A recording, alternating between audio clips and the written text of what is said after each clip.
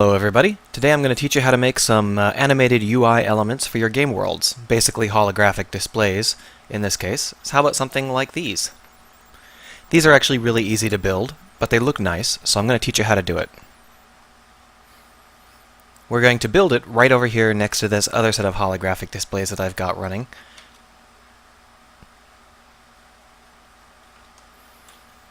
And we'll put it right in the middle. So the first step whenever you're doing a UI is to add a canvas. Unfortunately, adding the canvas adds it as this giant, not really in the game world construct, so you've got to change it from the screen space over into world space coordinates, and then you've got to shrink it way down. Like that. I generally set the pixel width at this point too. We're going to do it 256 by 256, but there's no particular reason for you to have, you can have it however you'd like. It doesn't have to be any particular size. Depends on what you need. And it's kind of in the middle of nowhere, so let's go and drag it over to our character, who I believe is over here somewhere. Yeah, he's over there. There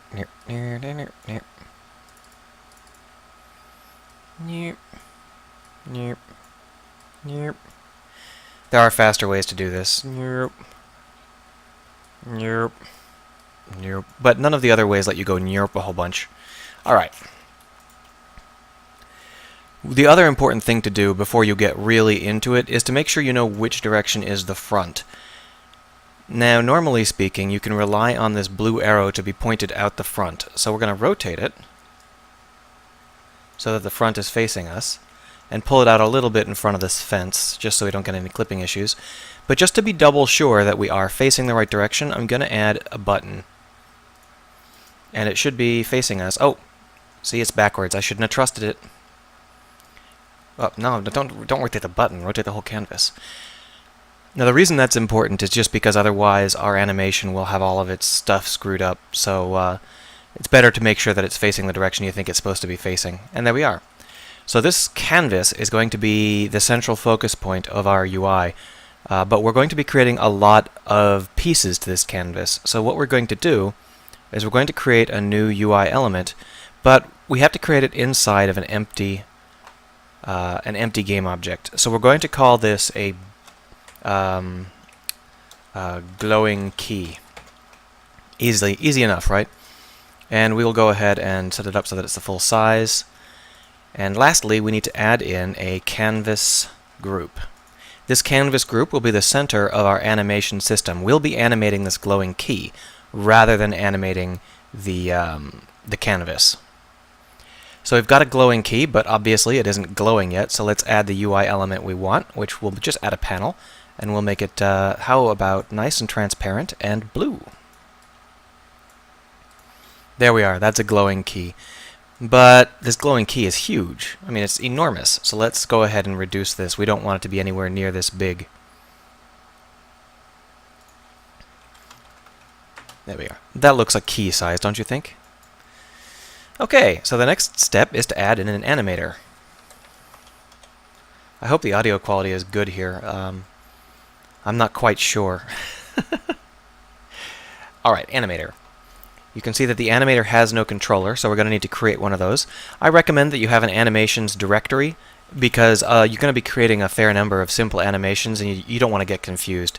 I put both the animators and the animations inside of the same directory. So this one will be our CG key controller. CG, of course, standing for canvas group.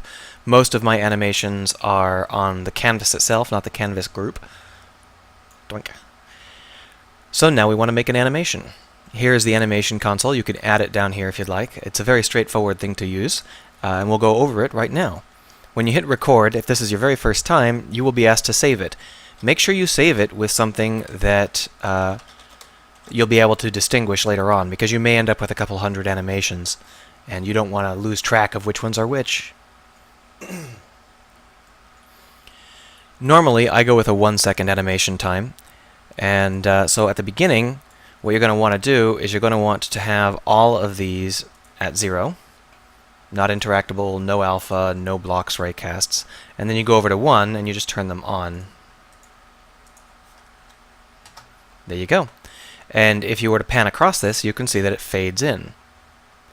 But a fade in is kind of a boring thing to do, so let's make it flicker. The way to make it flicker is to go into the curves, like so, get nice and close, so you can see what's going on here. I think you might be able to double click. Yeah, here, you can double click. That's not how it is it? Oh no, that's alpha. We want the alpha. We don't care about the others.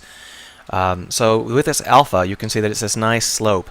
We want to put in some flickers, so let's just click, double clicking will add keys like this. Then we can grab this guy and drag him down. But you can see that that distorts the entire everything. It makes everything distort funky because it tries to draw a smooth curve through all of your animation component elements. First things first, we want that to be a 0. Oh, somehow we selected over here. Oh, the red line is what's actually selected. That's confusing.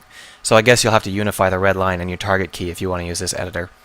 But the next thing we want to do is we want to stop this swelling. If we look at it here, it swells. And that's not a terrible look, but it's not very mechanical. So we're going to change this from auto into broken. And that will let us do this and this. And on this side, we'll also do broken.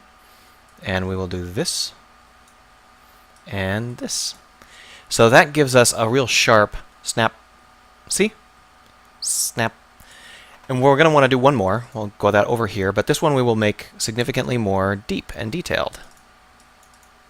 So we're going to have 2 drops in here, right? But then we'll end it down here. And we're going to have to break it. So break.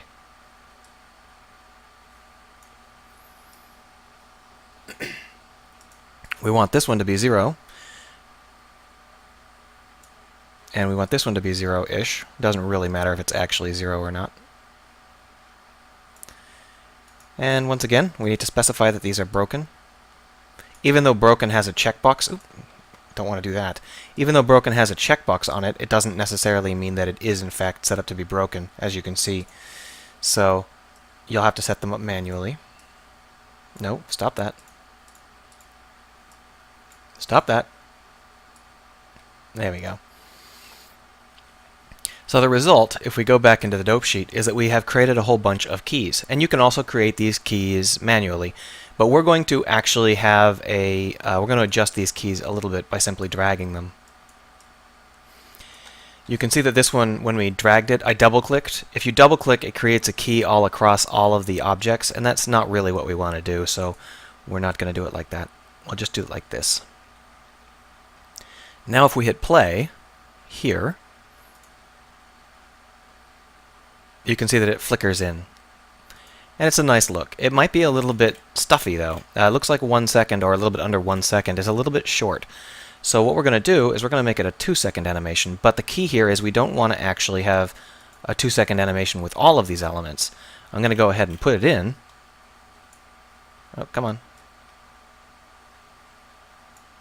But the issue is we don't want to wait until the end to actually make the blocking, raycast, and interactable happen, because if we do that, then the user will have to wait 2 full seconds before they can click on it. So we're actually going to put those here at the half-second mark. This is frames, so 30 means that it's half-second because we're going at 60 frames a second here. At least that's as far as I can tell. There we go. So now it becomes interactable at this point, just as the second set of flickering is happening. But the second set of flickering is a little bit too close to everything else we want to do, so let's go ahead and move it like so. Except these guys, stop. I didn't want to move them. Alright. Sorry about that. So now when we hit play, it's a much more relaxed intro. You can hit Control-S to save, or you can just click this. Now, if you are still on recording, you want to make double sure that you stop with the recording. When this is active, changing things will screw up, so you don't want to leave it active. You want to stop it. You don't want to use it at all after that. Alright, so now we have this animation, right? But if we hit play, and we walk over to it, you can see that it just kind of flickers in repeatedly. That's because it's a looping animation. All animations loop by default in Unity, so we want to find it here in our animations directory and just turn it off so it doesn't loop. And now it flickers into existence and then stops at full opacity. Perfect. So that's not exactly what we want it to do, though, is it? What we actually need it to do is flicker in when we get close and flicker away when we are not close. So to lay the foundation for that, we're going to actually access this CG controller here. This is, by default, all of the animations you create in an animator and in an animation controller are added to the controller. So our animation is already in here. We'll just copy it and then paste it, and this will give us a flicker in 0. It's a clone. We change this name to flicker out, and we change the speed to -1, and that means that it'll go away.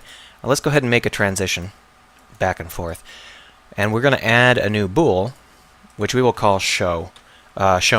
You can call it whatever you'd like. I'm just going to call it shown because that's what I happen to have called the other objects in my game world. But we aren't really going to add that here yet. We're going to leave those as transitions as exit time, because that way we'll be able to see it flickering in and out. But we don't yet have a controller that will actually control it as it shows up. So we want to create a controller for that. We can add the controller to the individual glowing key if we would like, in which case each key would be responsible for spawning in. The problem with that is that you don't get that nice ripple, and we really like that ripple. So we're going to go and add the controller to the canvas here. We're going to need to create a new script, so go down into your scripts directory. I've already got a script that does something very, very similar to this, but I'm going to create a new one. We're going to call this the serial UI summoner. Why not? And we're going to drop that onto the... We're going to wait until it compiles, and then we're going to drop that on the canvas. Oh, I dropped it on twice. So here is our serial UI summoner. Pardon me. Oh, pollen count's very high today. Public animator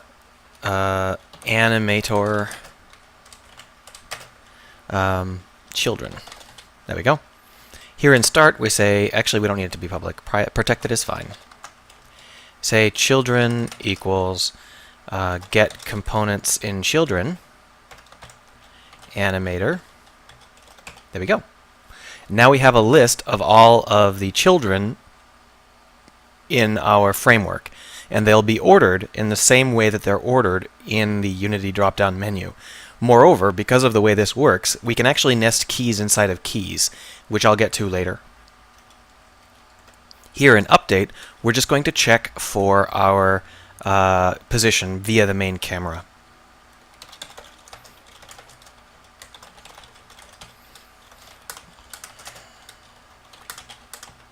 Like so. Wait, how do we tell how close we want to get? That's a public variable.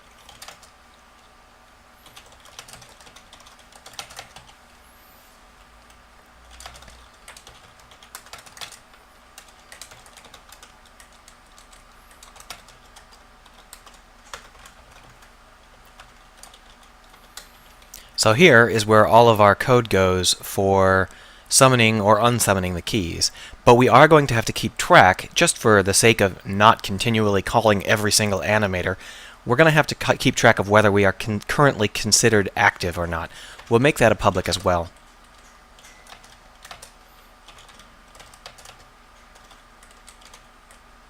Yeah, we'll make it false by default.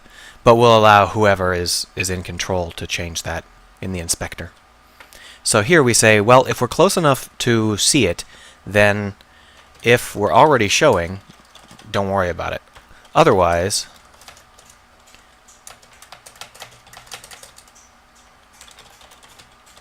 sounds like someone has decided to hammer a piece of pipe right outside my window. Which isn't a euphemism for anything. That is actually exactly what he's doing. So we want to set the bool shown to true. And we also want to set showing equals true. So we keep them synchronized, see? Otherwise we do the opposite.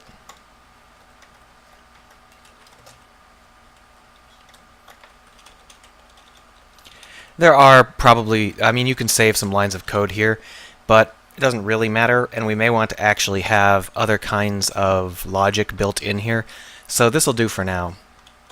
However, there is one more thing we actually want to do here, and that is we want to make sure that if we're showing or not showing when we start, we want to set that up properly.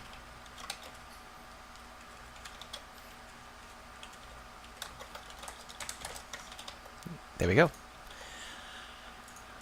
So that'll work fine, but we do need to make sure that our animator understands that when something is showing or not showing, it changes its transition. So here we're going to change this transition to if it's not showing, it flickers out, and if it is showing, it flickers in. But we're going to make flickering out the default. Now, if you were going to do this like really well, what you would do is you'd have a default where it was just missing entirely, so that you wouldn't have like a second of in-game time where it deflickers. Watch, I'll show you. Even though it's not triggered, it's still there for a second. You see that on the right too? That's a little bit lazy, but I'm not going to waste my time at the moment doing it the other way around. So here, you can see that it flickers in when we get close, and it flickers out when we get farther away. Pretty easy, right? Except that's not going to be a serial flickering in. We'll go ahead and show you what I mean.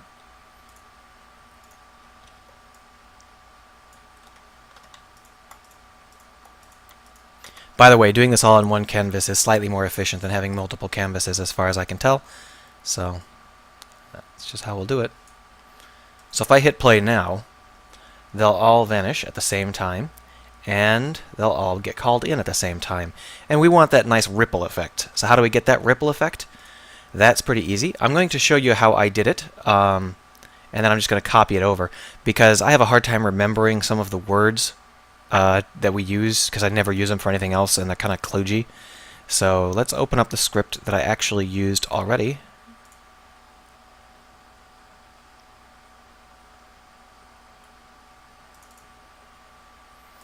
Alright, so what is it that I've forgotten how to do?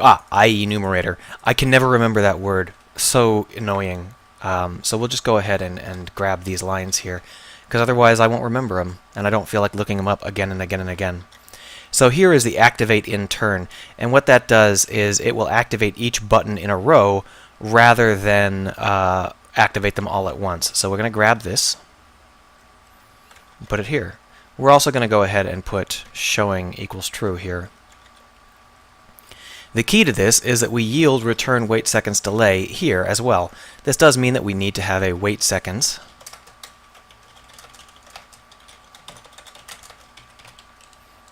Yeah, that'll do. Oh, it's called delay. So this will activate in turn by, it'll start at 0, it'll set the first one to shown is true, and then it'll wait for 0.1 seconds, it'll set the second one to shown is true, and then it'll wait, so you have a nice ripple effect. Pretty straightforward, right? All we need to do is, in here, we use the phrase start coroutine, activate in turn. I think there is a way to do this without using a string. I should be able to just do it like this, but for some reason that doesn't work, so you have to pass it a string. This whole area of Unity is very kludgy, and it sort of misunderstands how threading works, and it's not actually using like threads or parallel processes or anything like that. So you can't really expect a very good performance out of this, but we're not looking for a good performance here. This is really cheap. We don't have to worry about it slowing down or anything.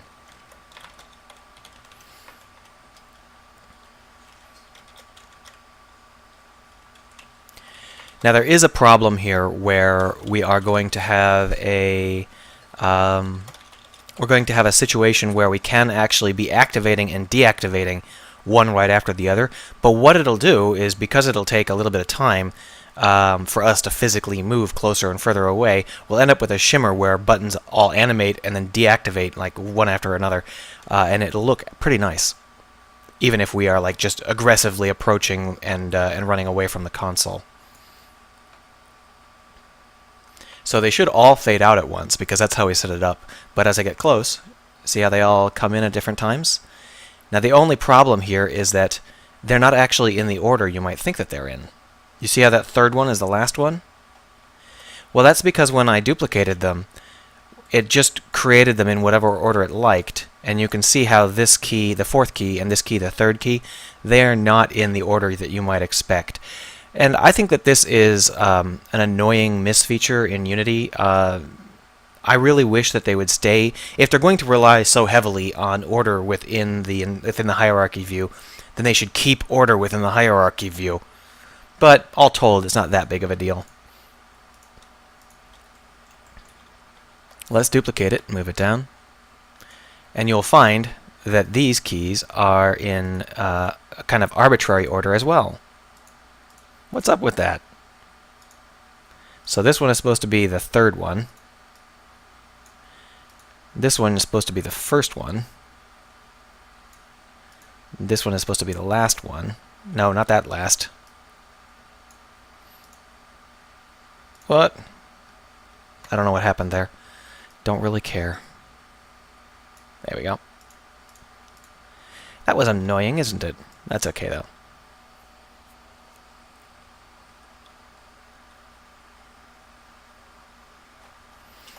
Now the great thing about this is that these are significantly cheaper than actual canvases would be, so you can do this with a lot of buttons, and unless you're on a mobile platform, you won't have to worry about it slowing down at all. The only thing you have to worry about is that it randomly sorts these, as far as I can tell. There's no order to how it gets laid out. So now if we hit play, we're going to have 2 rows of keys, but the problem is that the way that they'll come in is kind of arbitrary. So you're going to have to spend some time trying to figure out the order, or you can sort it in your script. We can put a sort command right in here if we would like.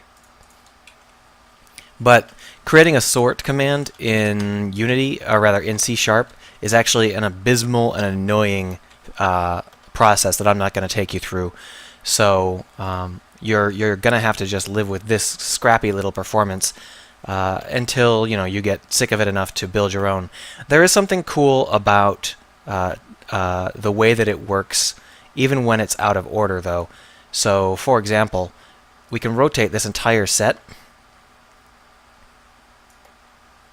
Right now we've got it around the pivot, so let's undo that and set it to around the center. There. Well, no, just want to rotate on the blue axis here. And then pull it forward. There we go. Anyway, it coming in kind of arbitrarily isn't so bad, really. It's kind of an interesting look. And we've got ourselves a little console. Let's move the whole console up. But we do have a situation here that is a little bit annoying, and that is that all of these simply flicker into existence. It's actually best to have 2 or 3 different kinds of animation, specifically so that you get a nice look. So what we're going to do is we're going to take one of these glowing keys, and we're going to duplicate it and move it up, like so. But we are going to change it. So instead of being scaled at, well, we could change the scale, but I think it would be easier to change. No, I guess it's easiest to change the scale. So that's 0.0, that's 0.1, so we'll change it to 0.2. 0.2 and 0.2. For reasons unknown to me, the rotation has reverted to unknown. I'm not sure why it would ever be unknown when I've only got one thing selected, but whatever. So we've got a larger button here, and we're going to change this animator out. We're going to give it a different animator. So we're going to bring it up here, and we're going to go up to the animations directory, and we're going to create a new animator controller. We're going to call this one the CG slide in. So we've got a, well, I'll call it CG key slide in, just to keep the naming convention. And obviously the idea here is we're going to call this something other than glowing key to keep it separate. Sliding key is good. And we're going to replace our CG key controller with a CG key slide in controller. And then when we go over to the animation, it's going to be empty. And we're going to create a new animation, which we will call CG key slide in. We already have something called the CG key slide in, but they're different object classes, so they don't overlap. Anyway, the basics are the same. You just go to the canvas group and you deselect everything. And then you go over to 2 seconds and select everything. And then you can go, over here someplace, 0.3, and make sure that it's interactable and blocks raycasts nice and early. And now you have nice sliding in feature. But unlike this previous button, these are going to be mobile. So what we're going to do is we're going to move them.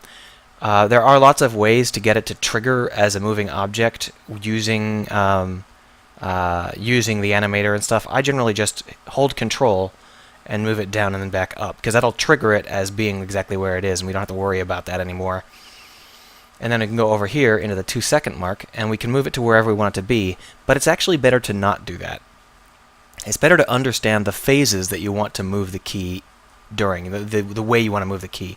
The first thing we want to realize is that moving the key like this is going to make it difficult for us to, we're not going to be able to see the key very clearly until about here. So what we're going to do is we're going to actually make this key solidify in alpha really fast, just so that we can get a good impression of it. 1 is probably too high. How about 0.7? And that way, when we animate it, we'll be able to see it sliding down as the player. So we'll slide it down like this, and that goes yoop. And then what we're going to do is over here at 1 second, we're going to pull it forward, yoop. But position.z is different from anchor.position.y. So what happens is we end up sliding forward like this, see? So we want to grab this here and drag it over. There. And then at this point, we want to start rotating it. Because the rotation can have several different triggers, I generally trigger it right where it's supposed to start, rather than trying to bring it in. But you can see how that results in this weird... And the reason for that is because when I started the rotation, it set me up at 0 with whatever I had started with, which was that rotated piece. So you got to be a little bit careful not to screw that up. If worst comes to worst, you can always change the rotation like this, 0. Anyhow, the result here is that it comes down and it comes forward, and then it's going to rotate slowly, like that. So we get yoop. And then what we'll do is we will set up a full key here, and over here at 2, we'll slide it back. By the way, sometimes global is not global, but if you double-click, it'll always go back to being global. So that's how you can deal with that. So what we're going to do is we're going to make it come forward, rotate, and then go back. And the end result will look like this.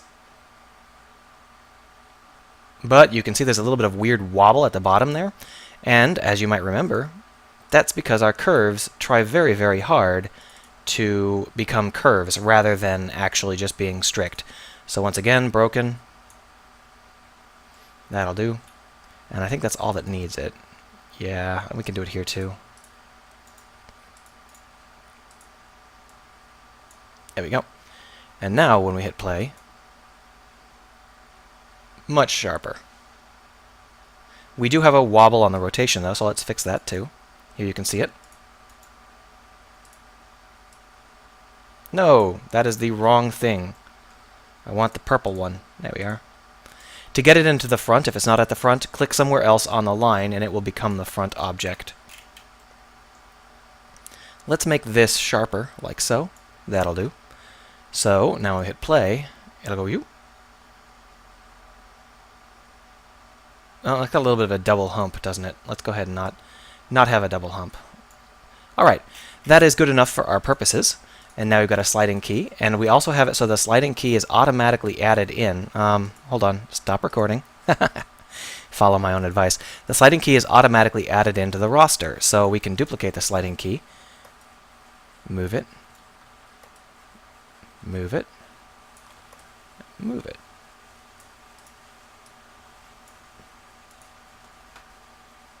Oh, I just moved that.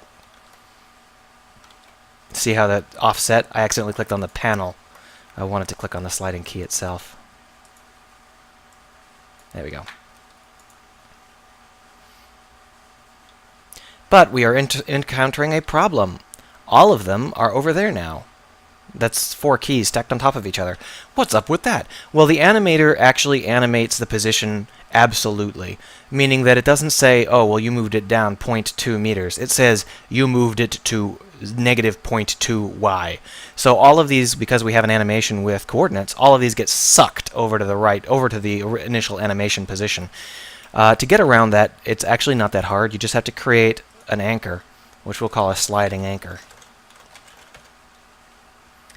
And then what we do is we add all of the sliding keys to their own sliding anchor, like so.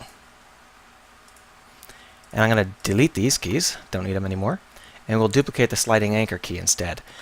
Now, we could do something where we change it up, but let's just make sure that the animation still has it in the right place, because it's possible for that anchor. Yeah, okay, that's fine.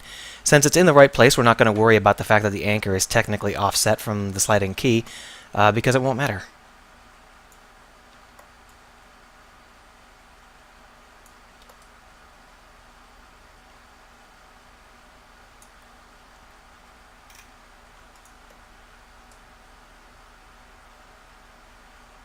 There we go. Hit play.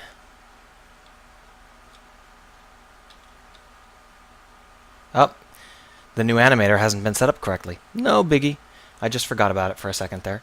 So in the sliding key animator, just open it up and do the exact same thing we did before. Copy, paste, slide out, speed of -1,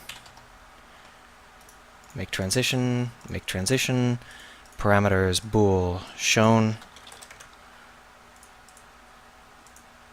Shown is false. Shown is true. Make default. Nope. Make default. And of course, the other thing we have to do is this CG slide-in animation doesn't loop.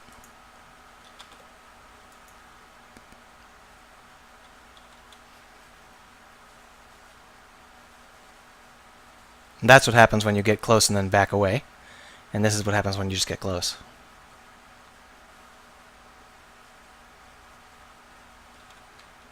Not too bad. All of the panel, of course, is a little bit offset and a little bit in the wrong space, so let's move it up and grow it. Say 512 by 512. Is that not going to grow its children properly? Alright. In that case, we'll change the scale to 0.002 and 0.002 and 0.002. There we go.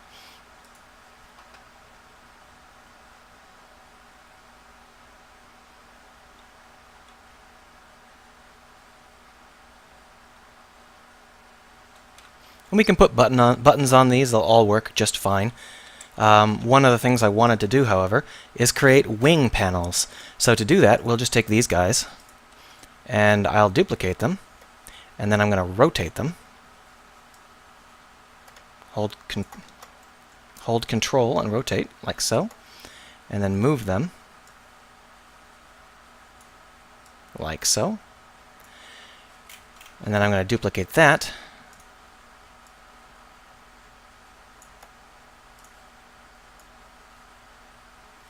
And this is when it would have been nice to have the sliding anchors in place before we did our animations, because they're offset, but that's okay. It's not a big deal.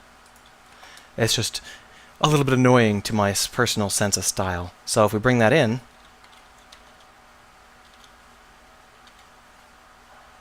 you can see that the wings are a little bit too close. That's no problem. We just take these wings here, and we take these broken wings, we move them down, and we move them out. Normally, its best practice is to animate the buttons starting from wherever they're stopped, rather than starting from wherever they're going to start, because that way you can tell where the buttons will be when you're moving them around, rather than having to actually look at them like this. I forgot to do that. Still, not a big deal. And you have a really cool 3D control panel. You can put whatever you want on it. That's the same technique I used for this. And this control panel works fine.